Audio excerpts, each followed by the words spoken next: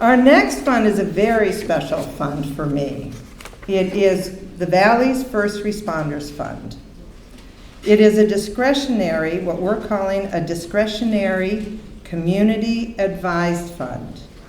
This fund was established by the VCF board in response to a community need. Unlike the more narrowly restricted funds, discretionary funds allow VCF that flexibility to respond to community needs as they emerge and evolve over time. This fund was created to provide a gift vehicle for individuals. This is a little bit different than the other ones. A gift vehicle for individuals interested in leaving our Valley first responders a legacy gift. This is a very special fund to help our first responders with future capital needs and projects often out of reach of our town and city budget resources. Our first responders come into VCF for grants for the drones and for the defibrillators. They're very expensive grants. And so we said, we should have a fund especially for them. And so we're hoping that the Valley community will start supporting and giving gifts in legacy. We're not competing against the operatings, but legacy gifts that will go into this fund over time.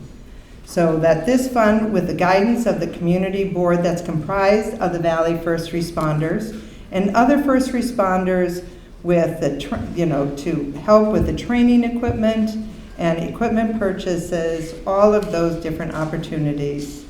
Thanks to Tom Leonard, who was at last year's annual reception, you came up to me and said, I have an idea. And we took it, and we took it, and we took it to the board. And then he started working with his fellow first responders, and then we have the fund. So I'm very happy that we have this fund, and I invite Chief Tom Leonard and Storm Ambulance and anybody else who wants to come up to receive a token of our great appreciation for this fund.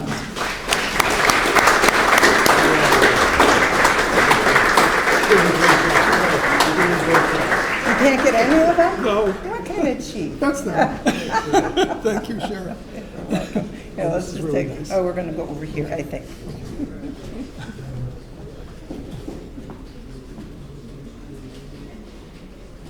There you go. So, everyone who knows me knows I'm a man of a few words. I'll try and make it brief.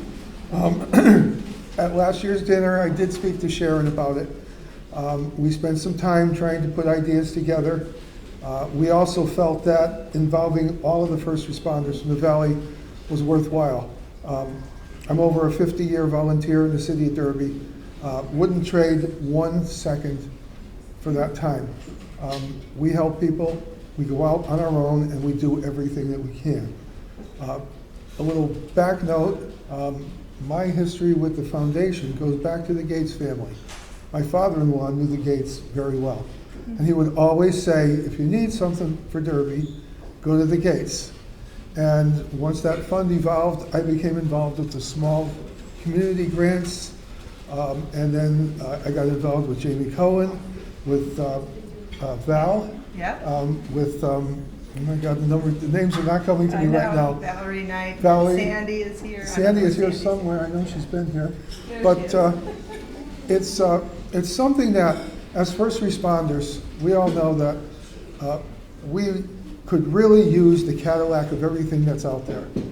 And we look around and realize that we have the budget for the Volkswagen. So what we basically do is try to supplement on our own. This fund, being a legacy fund, will now allow us to take a look at the need, the equipment, and the future in what the Valley's going to be. Chief Fran Jones from the Shelton Fire Department. Oh my God, Mr. Mancini from Ansonia. Mike Maglione, the Emergency Management Director for the City of Shelton, Public Safety Director. We've gotten every, basically, first responder group in the Valley together to work on this. And we really hope this is going to carry through. As Gus said, and the sirens timed perfectly.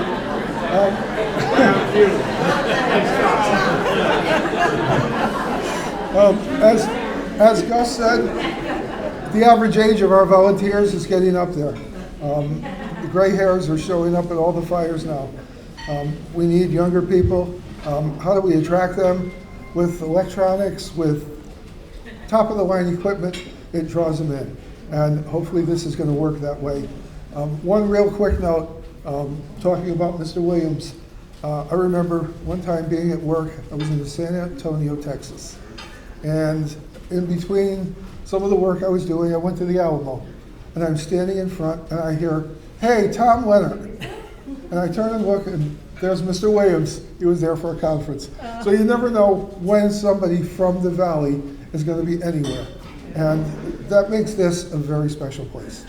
And working with these ladies, I can't say that we are second to none. These folks do a great job. So thank you, Sharon. Thank you so much.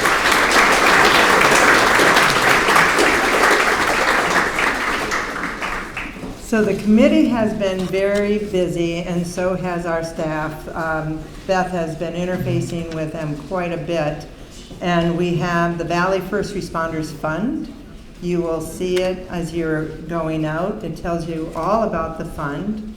The committee also has their own, as we were talking about the Gates Society, they have the Valley's Guardian Society.